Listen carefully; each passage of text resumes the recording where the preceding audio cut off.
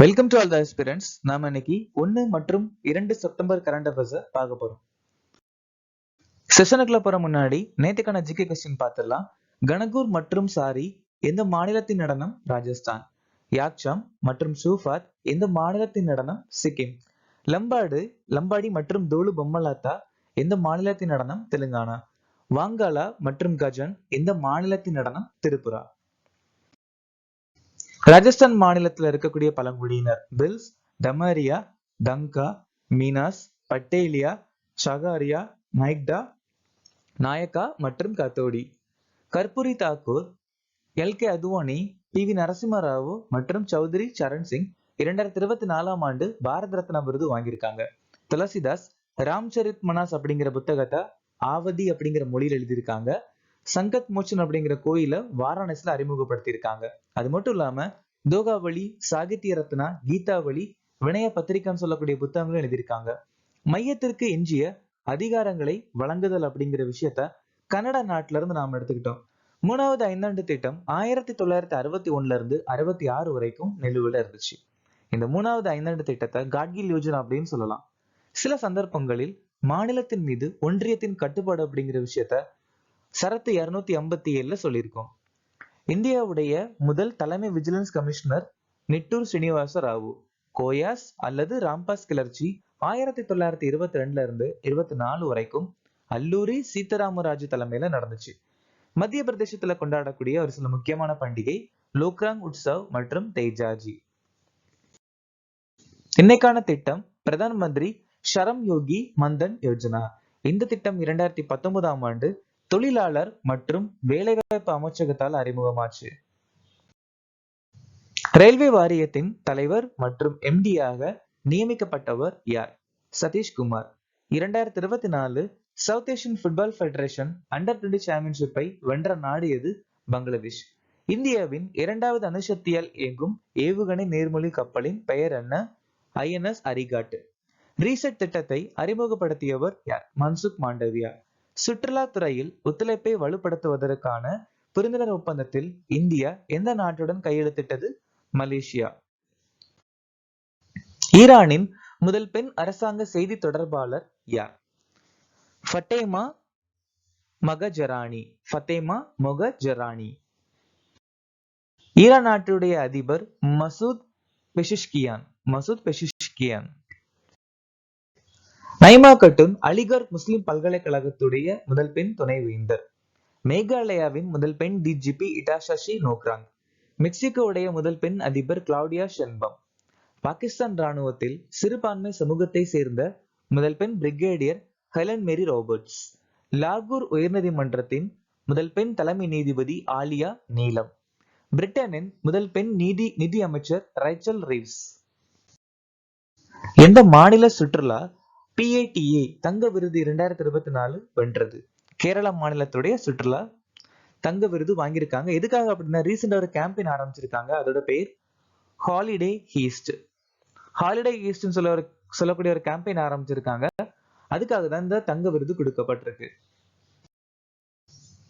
75வது குடியரசு தின அணிவகுப்புல முதல் பரிசு ஒடிசா மாநிலத்துக்கு கிடைச்சிருக்கு. சர்வதேச பசுமை ஆப்பிள் விருது தெலுங்கானா மாநிலத்துக்கு போன வருஷம் கிடைச்சிருக்கு. 4வது தேசிய நீர் விருதுல சிறந்த மாநில விருது மத்திய பிரதேசத்துக்கு கொடுக்கப்பட்டிருக்கு. உள்நாட்டு மீன்பிடிக்கான சிறந்த மாநில விருது உத்தரப்பிரதேசத்துக்கு கிடைச்சிருக்கு. 2024 ஆண்டிற்கான சிறந்த விவசாய மாநில விருது மகாராஷ்டிராவுக்கு கிடைச்சிருக்கு. பிரதமர் ஸ்வநிதி திட்டத்தின் சிறப்பா செயல்படும் மாநிலம் மத்திய பிரதேசம். குடியுரிமை திருத்த சட்டத்தின் கீழ் இந்திய குடியுரிமையை பெற்ற முதல் கோவன் யார்? சோ கோவன் அப்படின்னா கோவா நாட்டை சேர்ந்த மக்களை கோவன் அப்படின்னு சொல்லுவாங்க. இது யாருக்கு கிடைச்சிருக்கு அப்படின்னா ஜோசப் பிரான்சிஸ் பெரோரோக்கு தான் இந்த ஒரு குடியுரிமை கிடைச்சிருக்கு. ஆக்சுவலா என்ன அப்படின்னா நமக்கு 1947 நம்ம இந்தியா சுதந்திரம் அடைய முன்னாடியே இந்த ஜோசப் பிரான்சிஸ் படிப்புக்காகவும் வேலைக்காகவும் பாகிஸ்தானுக்கு போயிட்டாரு. அதுக்கப்புறம் 2019 குடியுரிமை சட்டம் நடந்து இல்லையா, அது மூலமா இவருக்கு இந்திய குடியுரிமை வழங்கப்படாம போச்சு. சோ இப்பதான் முதல் முறையா கொடுத்திருக்காங்க.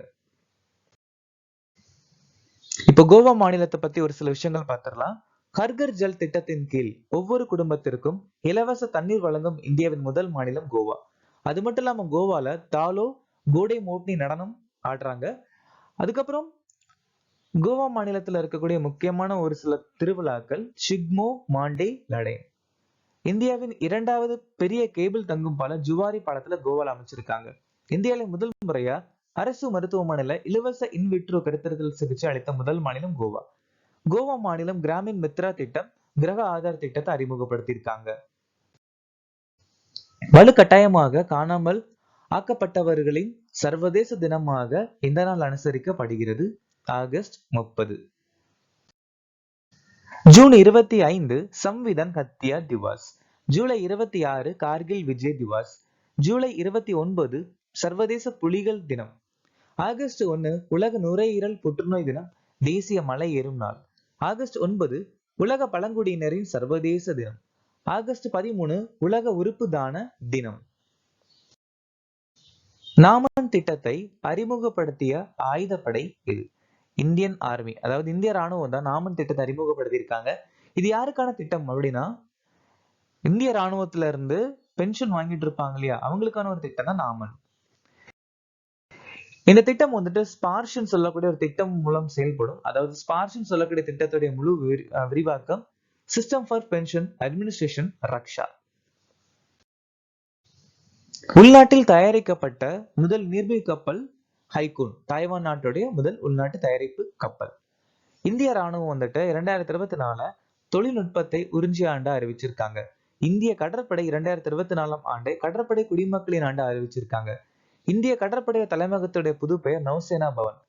இந்திய ராணுவம் வந்துட்டு ரஷ்ய நாட்டுல இருந்து இக்லா எஸ் சொல்லக்கூடிய ஒரு பாதுகாப்பு அமைப்பை வாங்க போறாங்க.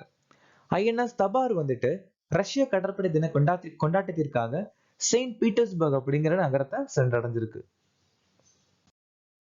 சமீபத்தில் அம்ரித் கியான் கோஷ் மற்றும் ஆசிரியர் மேம்பாட்டு இணையதளங்கள் எந்த பணியின் கீழ் தொடங்கப்பட்டன? மிஷன் கர்மயோகி. யூனியன் அரசு, நம்ம இந்திய அரசாங்கம் ராஷ்டிரிய புரஸ்கார் போர்ட்டல் அறிமுகப்படுத்தியிருக்காங்க. தேசிய பயிர் காப்பீடு போர்ட்டல்ல டிஜிக்ளைம் அப்படிங்கிற சொல்லக்கூடிய தளத்தை அறிமுகப்படுத்தியிருக்காங்க. UGC சூச்சயான் portal அறிமுகப்படுத்தியிருக்காங்க.